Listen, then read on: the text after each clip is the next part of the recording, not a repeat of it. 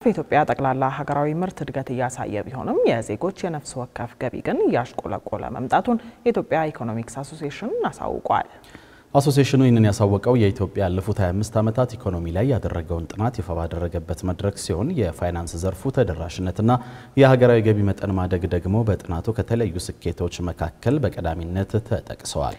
በዚሁ ጥናት ኢኮኖሚውን እየፈተኑ ያሉ ችግሮችና የመፍትሄ ሐሳቦችም ተካተውበታል። መድረኩን የተከታተለው ዘነበ ኃይሉ ዝርዝር ዘገባ አለው። ወደዛው እናምራ። የኢትዮጵያ ኢኮኖሚ አሶሲዬሽን የኢትዮጵያ ኢኮኖሚ ላይ ታዩ ያላቸው ችግሮችና ሊወሰዱ ይገባቸዋል ብሎ የጠቆሟቸው የመፍትሄ ሐሳቦችን ያካተተ 400 ገጽ ያለው ጥናት ዛሬ ይፋ አድርጓል። ጥናቱ በ9 ዘርፎች ተከፋፍሎ የቀረበ ሲሆን ምርታማነት፣ ግብርና፣ የምግብ አቅርቦት፣ ኢንዱስትሪ፣ ንግድ፣ ፋይናንስ፣ የሥራ ዕድል፣ የሀገራዊ ገቢ እድገት እንዲሁም የፖሊሲ አስተዳደር ጥናቱ የተካሄደባቸው የኢኮኖሚ ዘርፎች ናቸው። የኢትዮጵያ ኢኮኖሚክስ አሶሲዬሽን ያለፉትን 25 ዓመታት የሀገራችንን ኢኮኖሚ ሁኔታ በዳሰሰበት ጥናት በቅድሚያ የተመለከተው የኢትዮጵያን አጠቃላይ ምርትና ምርታማነት ነበር። በዚህም የሀገራችን ጠቅላላ ምርት ወይም ጂዲፒ በየዓመቱ እድገት እያሳየ ቢሆንም ከጎርጎሮሳውያኑ 2019 በኋላ ግን የዜጎች የነፍስ ወከፍ ገቢ እያሽቆለቆለ መሄዱ ተጠቁሟል። የዓለም አቀፍ ተቋማትም የሀገራችን ተቋማትም እኛም ጨምሮ ጂዲፒ እያደገ አይደለም የሚል አቋም ያለው የለም። ሁሉም እያደገ መሆኑን ይስማማል። ግን እዚህ ጋር እንደምታዩት በቀይ የተሰመረው ግራፍ የሚያሳየው ምንድነው? ይሄ ኖርማላይዝ ተደርጎ ዲፍሌት ተደርጎ ሪል ጂዲፒ የምንለው በተጨባጭ በእያንዳንዱ ዜጋ ኪስ ውስጥ የሚገባው ሪል ጂዲፒ ባለፉት ዓመታት በዋናነት ከ2019 ጀምሮ ማሽቆልቆል ይታይበታል። እንደምታዩት ሁለቱም በተጻራሪ መንገድ እየሄዱ ነው የሚያሳየው። ለዚህም ምክንያቱ ባለፉት 4 ዓመታት የነበረው እስከ 40% የደረሰ የዋጋ ግሽበት እና ባለፉት 10 ዓመታት የኢትዮጵያ ብር የምንዛሪ ተመን መጠን እየወረደ መምጣት መሆናቸውን ጥናቱ አመላክቷል። በተለይ ከዋጋ ግሽበት ጋር የተያያዘው ችግር በሀገራችን ያለው አጠቃላይ ምርት ቢያድግም በተዳከመው የማምረት አቅማችን የተነሳ ለምርቶች ያለው ፍላጎት በልጦ በመታየቱ ለዋጋ ግሽበት ችግር እንዳጋለጠን ነው የተጠቆመው።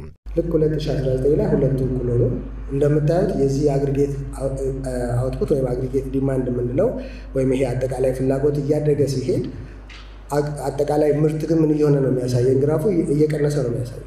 ያ ማለት ባለፉት ዓመታት ያስተዋልነውን ኢንፍሌሽን ወይም የዋጋ ንረት ያስከተለው ያ ማለት ፕሮዳክቲቭ ካፓሲቲያችን ወይም ማምረት አቅማችን ምርትና ምርታማነታችን ተዳክሟል። ያ ስለሆነ ኢንፍሌሽነሪ ፕሬሸር ነበረው። ያ ኢንፍሌሽነሪ ፕሬሸር ግን አልቆመም። በኋላ ላይ ምን ሆነ ማለት ነው? አግሪጌት ፍላጎት ስቲል እየጨመረ ነው፣ ግን አውትፑቱን አልፎ ተሄዷል።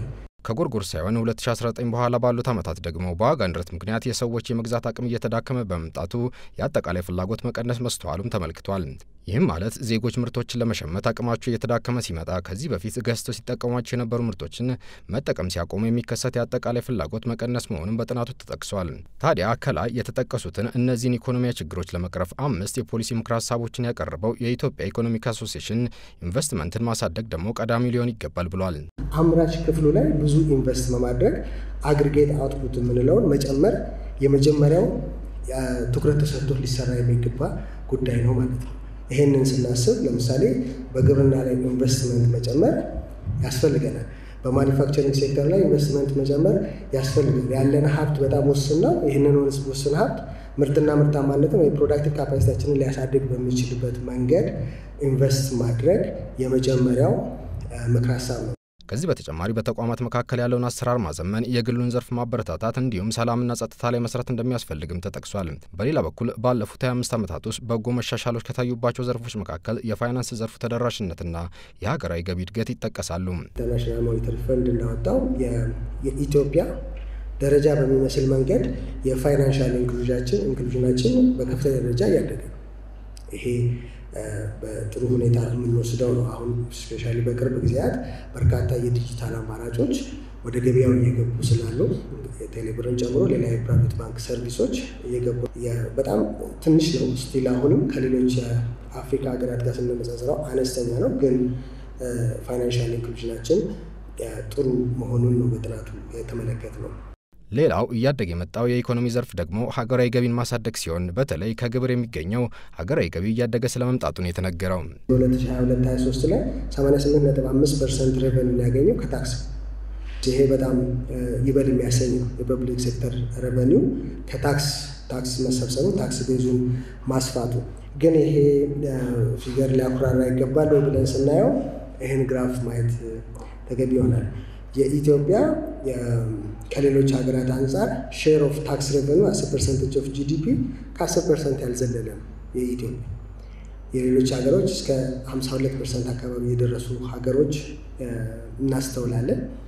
ስለዚህ ከሼር ኦፍ ጂዲፒ ሪል ተርምስ ኢኮኖሚው ከሚያመነጨው የታክስ መጠን አንፃር የሀገራችን ታክስ አሰባሰብ እጅግ አናሳ ነው። በሌላ በኩል የሀገራችን ዓመታዊ በጀት 200% እድገት ቢያሳይም ከሀገሪቱ ኢኮኖሚያዊ ፍላጎት አንፃር ግን በጣም ዝቅተኛ መሆኑን ጥናቱ አመላክቷል። ይህ ጥናት ከዚህ በፊት በየዓመቱ ይካሄድ የነበረ ቢሆንም በባለሙያዎች ጥረት ምክንያት የአሁኑ ጥናት የተካሄደው ከ7 ዓመታት በኋላ መሆኑንም በዚሁ መድረክ ላይ ከአሶሲዬሽኑ ሰምተናል።